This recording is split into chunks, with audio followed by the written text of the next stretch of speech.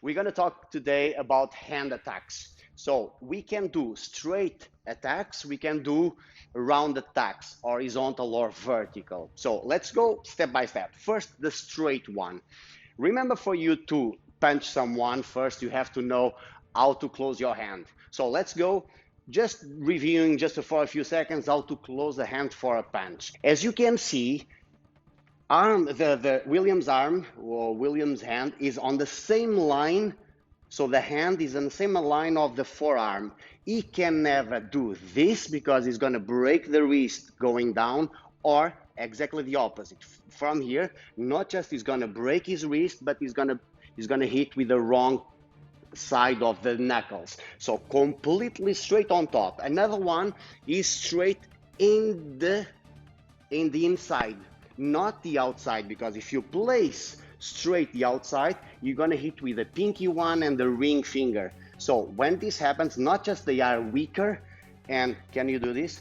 The wrist goes inside and you're gonna break, you're gonna damage the outside of the wrist. So on top straight, inside straight.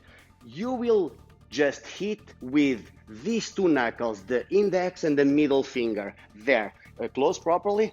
When I do this, should be very strong. You will feel that if you feel the impact, you don't feel the impact only here, you feel the impact coming to the shoulder. Now let's talk about actually the attacks. Like I said, for you to punch someone, you have to close your hand properly. And even if you know how to close the hands properly, remember that we are in a country, in a city that is very, very cold. So for example, today is -15, I think. Yeah. So we kind of forgot the gloves, and we were talking about that so cold the hands. Imagine that. Bad luck, we had a problem with someone and we decide to punch someone. Our hands were so cold that we could make a mistake. We punch someone, and yes, we could like open a little his lip, but I'm gonna break or one finger, or even worse, the wrist. Options: palm of the hand.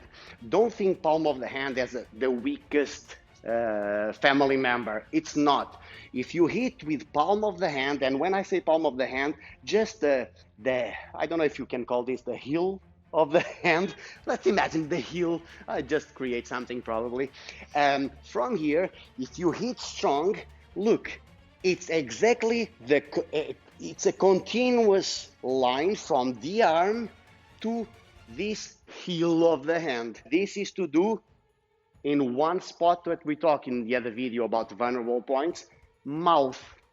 Remember, this spot.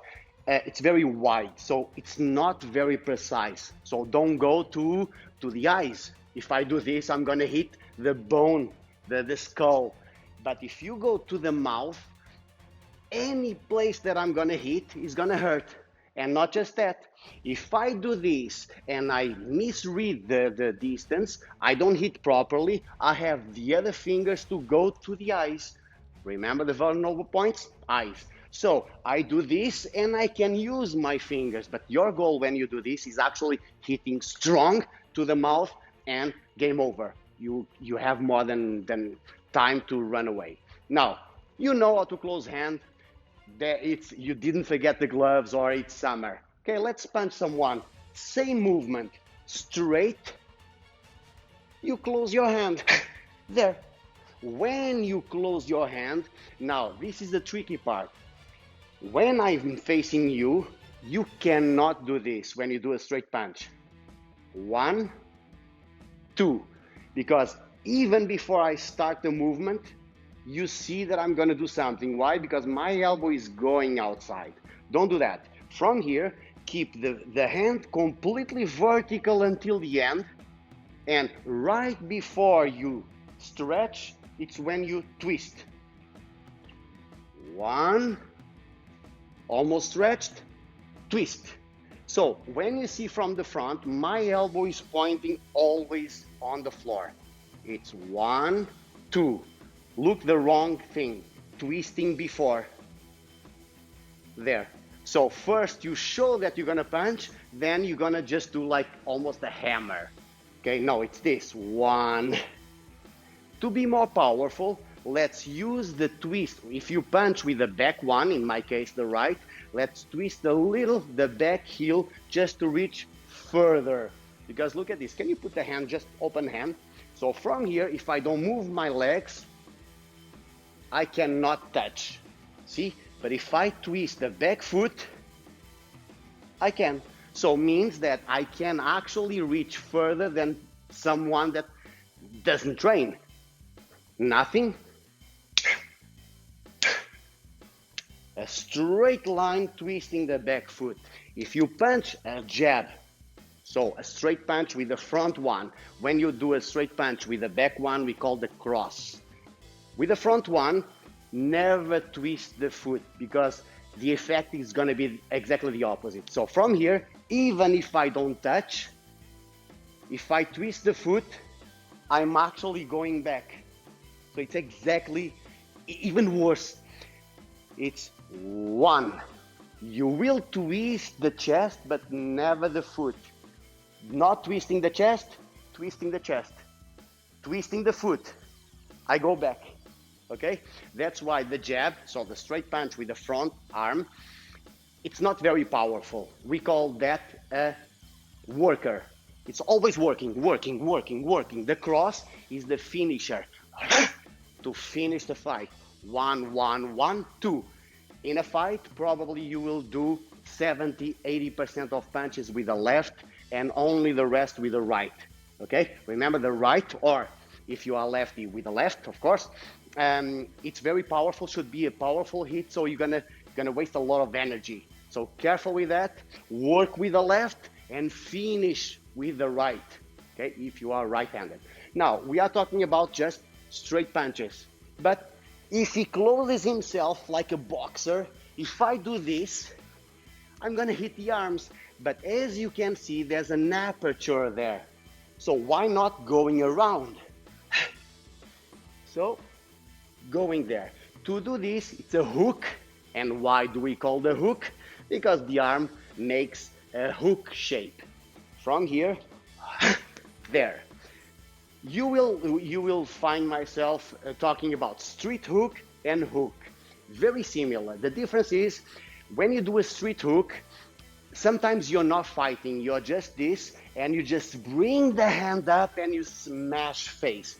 Still a hook, comes from outside, an horizontal line, but it's more like one of my instructors called the lumberjack punch, because the guy does this and so no technique, but if he hits, forget, game over. Details, the arm has to be in this angle, not a 90 degrees angle, more than that. Because if it's a 90 degrees angle, look how close I am to William. No, it has to be this, okay? And the arm should be horizontal, okay? Not like this, otherwise I will punch with the pinky one or the ring one. There, to punch with these two. A hook, it's exactly the same thing, but you don't show that you're gonna punch. So your hands are like this in guard position. Remember, it's not in the front, it's a little more outside. And if it's outside and he closes himself, can you turn a little? Means my arms are outside his arms. So I can go from here. Less powerful than the street hook, but more precise and way faster. From here, see that I didn't open my arms. From here, using the twist of my body. The first one, the straight punch with the front one, I said for you not to twist the foot. In this case, you will twist the foot because it's not about the distance, it's about the power. If I do from here, there's zero power. I will twist there. Even if you go tiny bit to the back, it's not a big deal. Why? Because the hook, you can adjust the hook to the distance. If he's a little closer, you will place your fist vertical. Can you come a little closer? See, closer. I place my fist vertical because the pinky one and the ring one is protected. But if he's a little further, I will place my hand horizontal. So if we turn, as you can see, the pinky one and the ring one They are going outside, not touching William's face. There. So longer distance, so like a bigger angle, fist horizontal. Shorter, fist vertical. Okay, so now we talked about horizontal, so the hook or the street hook. What about if he covers completely, even like this, really down? If he does this and I see a small aperture, even if I go there, also straight punch, no, because I'm gonna break my fingers on his skull. There is covering properly, so the only aperture is coming down. So we have the uppercut. Okay, thank you.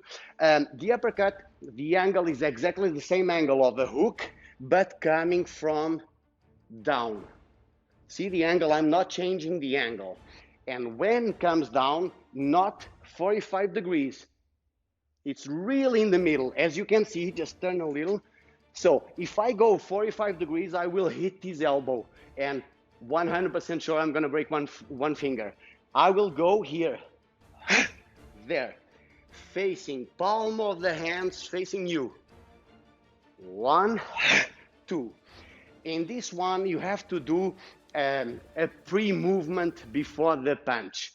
From almost like the dodge, the slip that we did here, you do this dodge and then you do a semicircle with your arm. 1, 2, or the other side. 1, 2, 1, 2. As you can see, my arm is vertical, not coming from 45 degrees. So let's review all three. Jab, twisting body, not twisting the foot. Cross, twisting the back foot.